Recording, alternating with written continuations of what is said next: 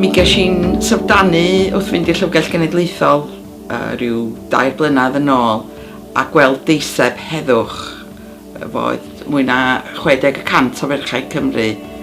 wel, ar ôl yr Rhyfel Mawr wedi llofnodi Ddeiseb yn erbyn am heddwch a bod yna well ffordd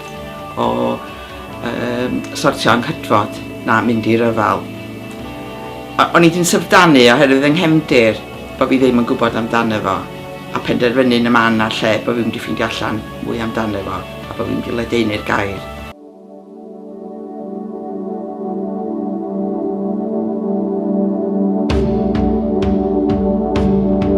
Drwy Cymru dros heddwch a wedyn grŵp grawnwyn ym Mhorth Madog cael merchaid eraill oedd yn teimlo'n union ei fath a dyma ni'n penderfynu bod ni mynd i ailgreu y Ddeiseb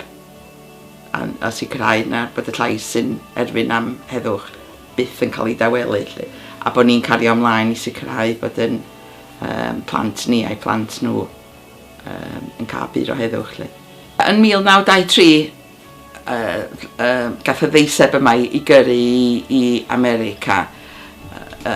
mewn partneriaeth efo merchaid yn America oedd hefyd wrth gwrs yn credu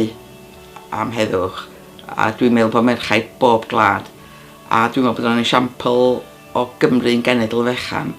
yn dylanwadu ar y grymoedd mawr. Mi ath y Ddeiseb i bob tŷ, ar ogyrraedd bob aelwyd mwy na lai yng Nghymru. Felly dwi'n meddwl bod hwnna'n gamp da ni'n gobeithio efelychu yn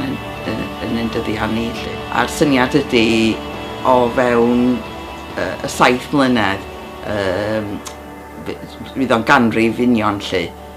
bod ni yn gyrru Ddeiseb yn union ei fath a naeth y merchaid gwreiddiol. Da ni hefyd yn credu mai yn y Smithsonian mae y Ddeiseb wreiddiol a da ni'n cymryd camau ar hyn o bryd i gael y Ddeiseb yn ôl a cael cyfle i bobl edrych os ydyn nhw ddisgynyddion i'r merchaid ar ei lofnodi'r un wreiddiol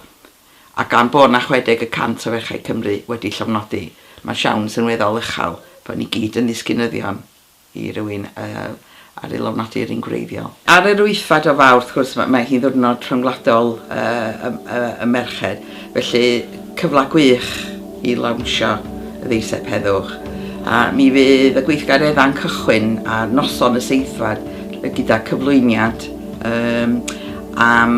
addangosfa o ffotograffiau o ferchaid o wahanol wledydd a'r ymgyrchoedd mae merchaid Cymreidin yn gwneud dros hawliau merchaid a heddwch i'w teuluoedd. When I began as a photojournalist nearly 20 years ago, I read a saying and it said, if it isn't documented, then in the eyes of the world it doesn't exist. These women do exist. And these stories might have been lost to history or to time if they hadn't been recorded. Ar yr wythfed ei hun yng Nghaffi Croesor eto, mi fydd yr addangosfa'n agored i bawb yn weld â hi a hefyd fydda ni yn lonsio yr ymgyrch i gael y Ddeiseb wreiddiol yn ôl a hefyd y lonsio Heddwch Nain MAM-GU.